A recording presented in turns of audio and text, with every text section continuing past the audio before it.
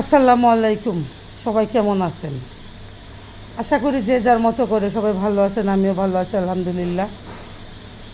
তো অনেক দিন পর আবার নতুন করে শুরু করছি, 2-3 দিন হলো। তো বলার শুরুতেই আপনাদের সবার কাছে বলবো, আমার চ্যানেলটা সবাই সাবস্ক্রাইব করবেন, লাইক কমেন্ট শেয়ার করবেন, পাশে থাকা বেল আইকনে একটা ক্লিক করবেন। আর আজকে আমি কথা বলবো আবার আমার এলাকার এমপি সৈয়দ ব্যারিস্টার সুমন ভাইকে নিয়ে।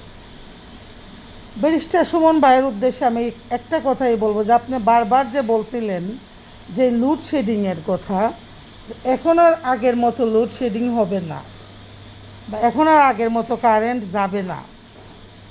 তো সুমন ভাইয়ের উদ্দেশ্যে আমি বলবো যে আপনি আমাদের এলাকার এমপি, আমাদের ভাই, আমাদের এলাকার ভাই।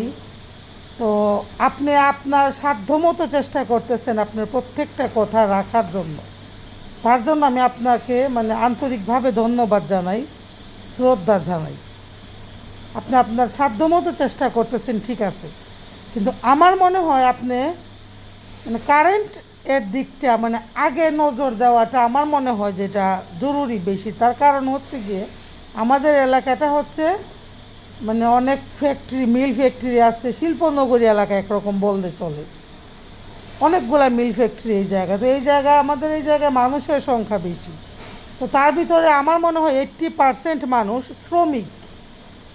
তো যারা সবাই সারা দিন কাজ করে তারা রাতে ঘুমায়, অথবা যারা নাইট ডিউটি করে তারা দিনে ঘুমায়। এই যে এতটা লম্বা টাইম যে কারেন্ট নিয়ে রাখে, তো আসলে মানুষ অনেকে বলে আগে যখন কারেন্ট ছিল না আমরা চলছি না। হ্যাঁ, যখন ছিল না তখন আমরা চলছি, ঠিক আছে, কিন্তু এখন আমরা যারা কারেন্টে অভ্যস্ত বা ফ্যান চালাই অভ্যস্ত, কারেন্ট ব্যবহার করে অভ্যস্ত, এখন কিন্তু আসলে পারা যায় না। আর এখন বর্তমানে এরকম গরম, এটা আপনারা সবাই খুব ভালো করে জানেন যে গরমের তাপটা বা দাহটা আসলে কতটা কষ্টদায়ক, কতটা আরামদায়ক, এটা সবাই জানেন। তো এখন শুনতেছি আসলে কারেন্ট যাওয়ার মূল কারণ হচ্ছে গিয়ে যে অটো রিক্সা যেগুলো, টমটম, কারেন্টে ব্যাটারি চার্জ হয় যেগুলো, রেগুলার কারণে। তো আমার কথা হচ্ছে কি যে কারেন্টের যে রিক্সাগুলো, ব্যাটারি চার্জ অটো রিক্সা, টমটম, এগুলো কিন্তু কোনো সাধারণ মানুষ তৈরি করে নাই বা এগুলার জন্ম দেয় নাই। এগুলো যেই দিনে ছিল না ওই দিনে মানুষ চলছে। তো দিনের থেকে দিন এত ধরনের এত সহজ সুযোগ সুবিধা বের করতে গিয়া পরে দেখা যায় কি এইটা করতে গিয়ে ওইটা হয়, ভালো করতে গিয়ে খারাপ হয়। এই যে এখন কারেন্টের যে একটা ভোগান্তি, প্রত্যেকটা মিল ফ্যাক্টরিতে দেখছি লক্ষ লক্ষ কোটি কোটি বাতি জ্বলে। তো আমার মনে হয় ওই সব জায়গায় এতগুলা বাতি আসলে ওনাদের না জ্বালাইলেও চলে। তো কীভাবে এটা সমাধান দেওয়া যায়, ওনার সুমন ভাইয়ের মতো বুদ্ধি বা সুমন ভাইয়ের মতো মাথা কোনোটাই আমার নাই।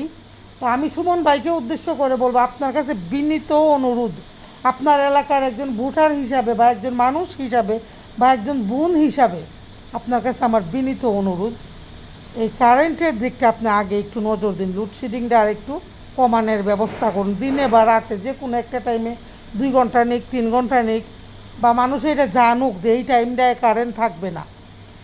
এই জায়গায় দেখা যায় যারা আমরা কাজ করে খাই তাদের একটা টাইম লাগে যে এই টাইমটায় আমরা ঘুমাবো।